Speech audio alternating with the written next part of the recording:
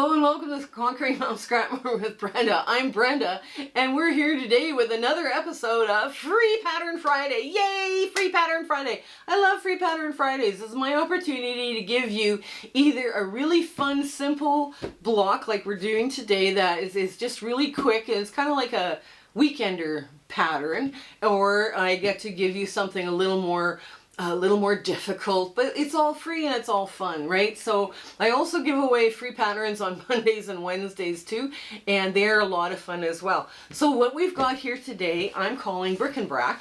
Now, I saw this is not my original, this is not my design, but I saw this and I started playing around with it and I thought, ooh, this would be perfect for all sorts of other things. So I'm going to talk to you about that when we get to the sewing part of this, but right now, this is where we're at. We're going to show you this block. Now, I've only used 3 colors in here because it's one of those blocks that just is going to work out really great. But first, let's do our shout out. Okay, Jennifer Strauser is on my radar, and I've been following her for a while. We're filming this at the beginning of November, and I thought, she's got a really interesting voice in quilting. So I thought, okay, we'll give her a shout out. You guys go check her out. And when you check her out and you hit her subscribe button because you think she's interesting too, please tell her that Brenda from Conquering Mount Scrapmore sent you. I think she doesn't know what's coming, of course. It's always a surprise, or I try to make them a surprise. But I mean, this is kind of important that we help out other quilters. And YouTube has room for all of the voices in quilting. So it's good to see some people coming at quilting from a different angle, right? So it'll be fun. Also, what you're going to find on the show notes, besides Jennifer's YouTube channel and the cutting instructions for this, you're going to find our Zoom sew dates. I'm sorry guys, we're filming this at the beginning of November. Life here is very hectic and I haven't had time to even look at 2025 calendar, and I'm not sure when this video is going to drop, but at some point I'm going to look there and all of those dates are going to be there, right? So you can mark them down on your calendar and then you can come join us for those dates. And I think it's a good way of meeting other people in the quilting community, and we get into those Zoom sew dates and we just have fun. I do try and talk to everybody. I do try and find out what everybody is working on. What's inspiring you, or we take polls sometime on what thread everybody likes, or all of those fun things that we do. I get lots done that day, and usually I'm picking something simpler so I can join into the conversation, but sometimes the conversation takes off in such it's a great group and I don't get a chance to say anything, but it's fine. It's all good. Everybody's having a good time.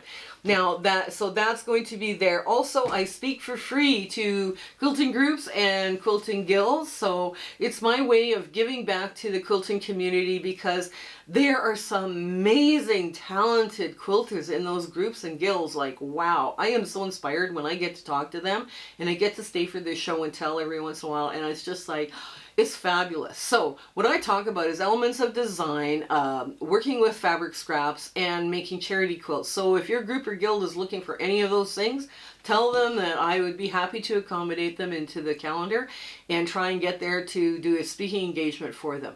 Also, the Chaos Sew Along, no, we haven't picked a date yet, but it's going to be sometime in January. Like I say, this right now, this is November, beginning of November. So we're picking a date eventually in January. We're going to start it, but it's a good scrap buster. You can throw whatever colors you want at it. You need colors like mediums and darks, and then you need low volumes. So that's a really good way of moving out fabric that's been sitting around. And the units are larger, so you can also use some of your larger scale prints that you've got hanging about too. The subunits, once they're made, are 4.5 inches unfinished, or 4.5 by 8.5 unfinished. So like I say, it's going to be a good scrap buster. You might as well get your scraps ready, because it's coming. You only need to make 16 blocks, by the way, and you've got yourself a queen size quilt, and then throw a border around it and you're good. Also, we have a Facebook group that's growing really, really quickly, and it's warm and it's welcoming, and there's lots of fun chats going on.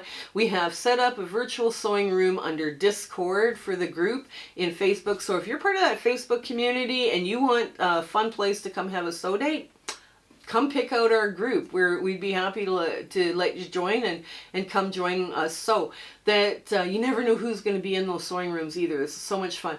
And we have lots of little community chats like Saturday Snippets, Thankful Thursdays, fabric exchanges by country. We just have all sorts of fun. It's just great in there. I think that's about it. Yeah, the Zoom Sew Dates. Yeah, please like, share, and subscribe our channel as well to your friends and your quilting groups and your quilting guilds. It would help us immensely to be able to keep putting forward all these free patterns that we're doing for, like, you know, Monday, Wednesdays, and Fridays. I think that would be perfect.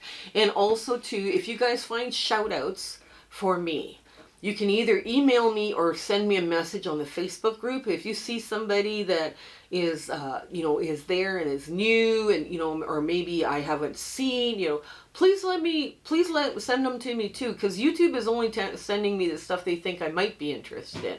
But you might have other people that in the quilting community that are, you know, really funny and, you know, are really great, or, you know, have an interesting perspective. So bring those to me as well. Okay. Oh, comment. Please comment. Little heart. I know life is busy and you're trying to do that. If all you can do and have the time to do is put a heart, do the heart, because that helps us with our analytics and it helps move our video forward. Anyways, I think that's it. Come on in. Let's get to the sewing on Bric and Brac. Okay, we're at the sewing machine. Now, this is such a simple block, and I have only used 3 colors. Now, this, like I say, this is an idea that somebody else generated, but I looked at it and I thought, wow, we could play with this and make it a 12.5-inch square.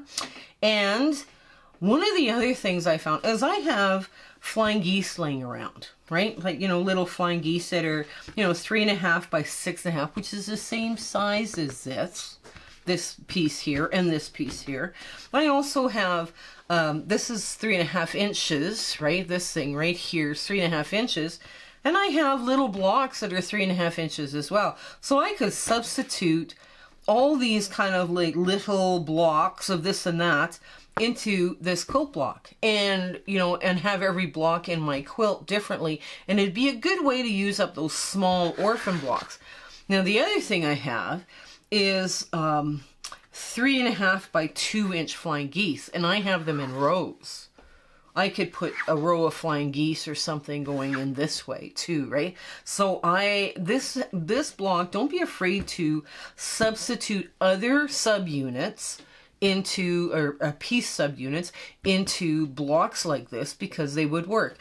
Now, quite a while ago, I was doing a foundation paper piecing project called penny weights, and some of the penny weights I have are 3 and 3.5 inches. Well, the 3.5 inches, you could just replace one of these. You know, you could just take one of these longer ones out, but the 3-inch ones, you add a coping strip on one side, like the side with, you know, the points. You add a coping strip on there, and all of a sudden you have something that's 3.5 that you'd be able to piece in here, and it would give your quilt blocks a lot more interest than just having them pieced, right? So this is kind of an important thing that we keep forgetting. You know, we just say, oh well, we'll just cut pieces. No, you can pull from other things and put them in here to make your quilt more interesting, as long as it's in the same color family. Why not, right? I mean, so what we're going to do here is, of course, we're going to do the hardest thing first, which is possibly picking the hardest thing. Which one is the hardest thing? So what we're going to do is we're going to put our smaller units together with our larger units. Okay, which is not going to take long. Oops. Oh, come on. And there. Now I place this as dark, medium, and lights, but I mean, you know, and it's kind of a cute little, now I'm going to press to the dark on these, just because I can, and it's not going to affect much. Okay. And I have a striped neutral, which I want to keep the neutrals all going in the same direction, because I think that would be cute. Okay. I should press to the dark. Yeah, I kind of like this I can't remember what it went. Yeah, it went like that. Okay. And then the last one goes here. There. Now we've got our rows done.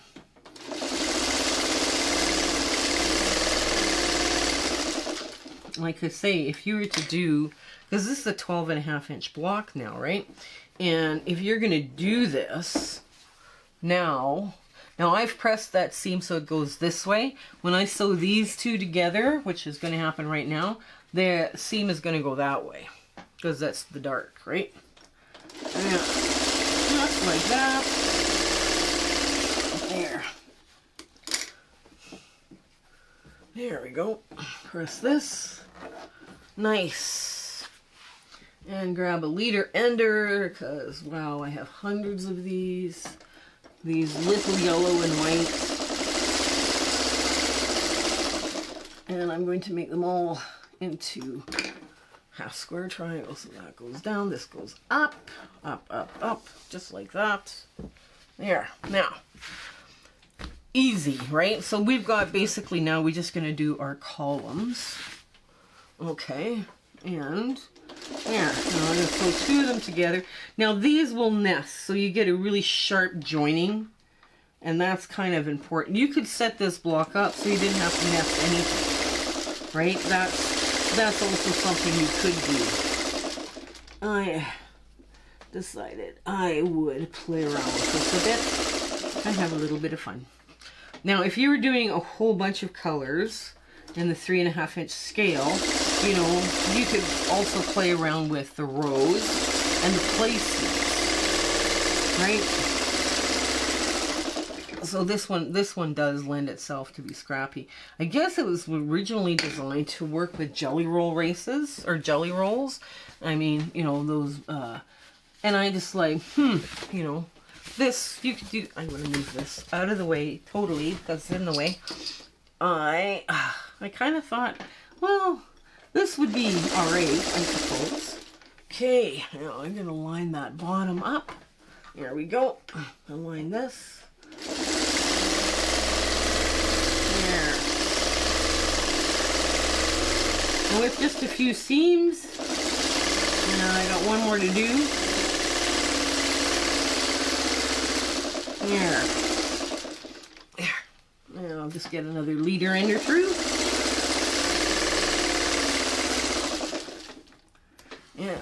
Okay, so now I'm pressing it this way because there's more, it's fewer seams, right? This way.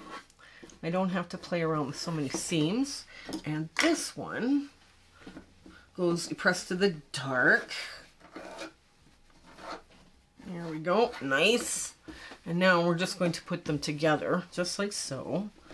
Like I say, if you did this in, let's say, all warm tones or all cool tones, right? I mean, you could have quite an eclectic looking quilt, or let's say you wanted to play just with blues, right? I mean, or greens, or, you know, what purple is your favorite color, and you wanted a purple quilt. And that's going the right way, yes it is.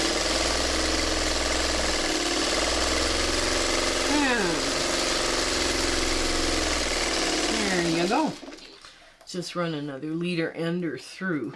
But the important thing here is once you change the scale of this to, let's say, 3.5 or 4.5, right? So you could do this by 4.5 inch.